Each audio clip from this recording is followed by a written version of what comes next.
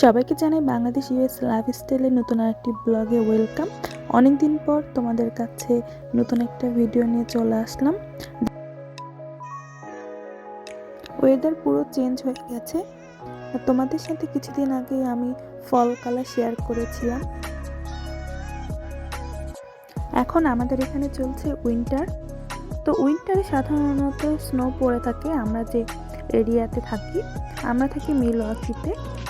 তো সচরাচর উইন্টারে স্নো পড়ে, কিন্তু এইবার উইন্টারের স্নোটা একটু অন্যরকম। এখানে স্নো স্টর্মের অ্যালার্ম দিয়েছে 2 দিনের জন্য।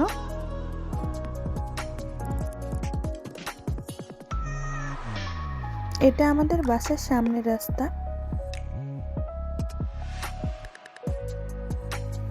অনেক পরিমাণে স্নো পড়েছে। বাসার সামনের পার্কিং লট, সেই পার্কিং লটে আমাদের গাড়ি রাখা আছে। সেই পার্কিং লটেই যাচ্ছি। গাড়িটা পার্কিং লটে কি অবস্থায় আছে দেখার জন্য। তো যেতে যেতে ভাবলাম তোমাদের সাথে ভিডিও শেয়ার করি। অনেক দিন ধরে তোমাদের সাথে ভিডিও শেয়ার করা হয় না।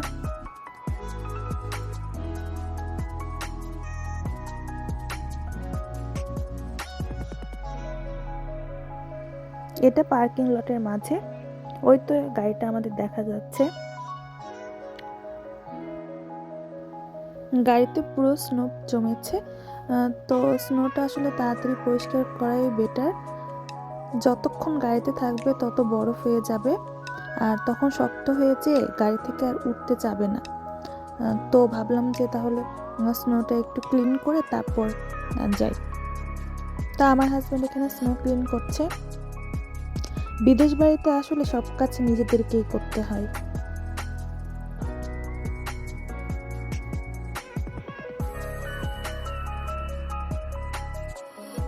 আমাদের মিলওয়াকিতে এখন টেম্পারেচার -20 আর ফিলস লাইক 33। তো এই ঠান্ডা ওয়েদারে চা প্রেমীদের এক কাপ চা না হলে চলে কি করে বলো তো।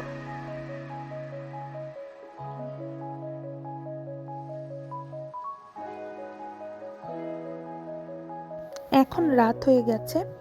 তো স্নো পড়া যদিও বন্ধ হয়েছে, কিন্তু অনেক উইন্ডি ওয়েদার, অনেক বাতাস ছিল। টেম্পারেচারটা অনেক কম ছিল, -33 34 চলছিল। তো আর ফারেনহাইটে -1-এ চলে গেছে। তো রাস্তায় যেদিকে তাকাবা সেদিকেই পুরো সাদা হয়ে আছে স্নো দিয়ে।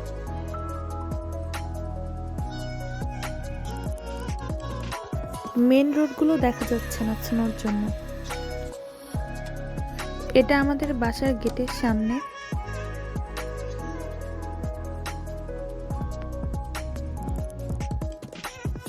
সিঁড়িগুলো বরফে ঢেকে গেছে। 2-1 জন করে রাস্তায় চলাফেরা করছে, সাধারণত ইমার্জেন্সির জন্যই। কেননা ওয়ার্নিং ছিল রাস্তা অনেক স্লিপারি, যে কোনো সময় যে কোনো দুর্ঘটনা ঘটতে পারে। তো যাদের ইমার্জেন্সি না, তারা যেন বাসায় স্টে করে।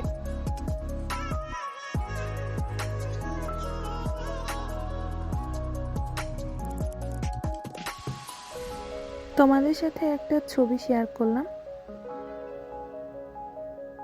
এখানে আমি নিজের নাম লিখছি।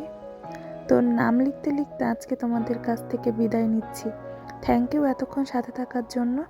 সবাই আমার জন্য দোয়া করিও। আল্লাহ হাফেজ।